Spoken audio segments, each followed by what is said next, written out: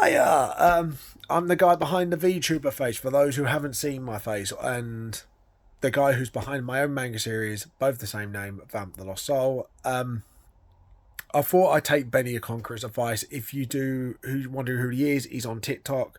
So you should give him a follow. He does his own manga series called Splicer. It's really like I want to read it. His art is absolutely amazing. Just go check him out. He's a fellow mangaka like myself. Give him all the love and support. Now, with that out of the way, I thought maybe I can give a poll of my wisdom.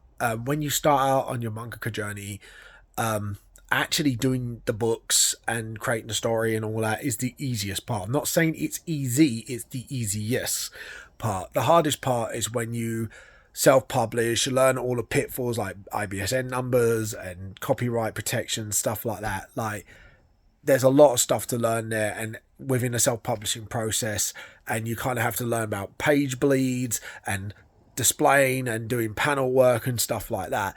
Like, learning about all these things has been a big journey for me. Like volume 1 and 2, with these two books, like, my paneling was pants, and I'm not gonna lie, it's pants. And this is why I'm going back to revamping 1 and 2, because to give you guys a better reading experience.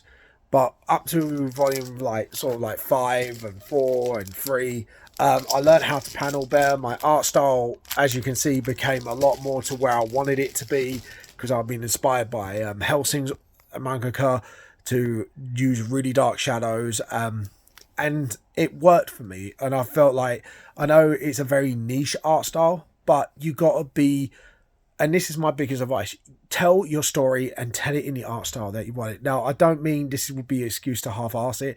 Put the love and care into it. Study other art styles, not just other anime styles, but cartoons, paintings, filming, stuff. Because everything I learned was actually because I used to go to a college doing fine art, which means I did a bit of everything. I did a little bit of animation, I did a little bit of photography, I did a little bit of painting, I did a little bit of illustration. I did the whole bundle, a little bit of everything. And you learn a trick for your illustration style, like lighting for photography, and actually perspective as well, and stuff like that.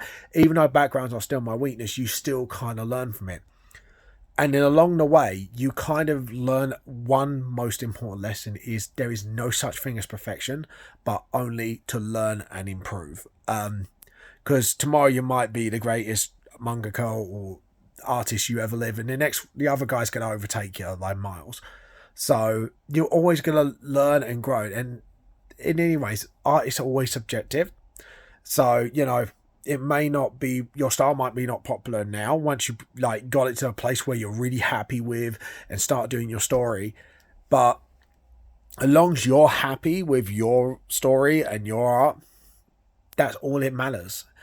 And all it matters is you get to share that story with everybody, and you just learn to grow with it as well. And that's going to be the most important thing, is learn to grow with the punches, because you are going to get hit down sometimes. And I'm not going to lie, you are going to get hit down. You are going to get a negative comment. You are going to get like a criticism that you may not want to hear. But sometimes you got to learn the difference between a criticism that it can be a bit, whatever, or actually this person has a point. Maybe I should look into this, and maybe I should ask further more advice, like saying, where should I look to get inspiration? Where should I look to draw better? Where should I look to X, Y, and Z?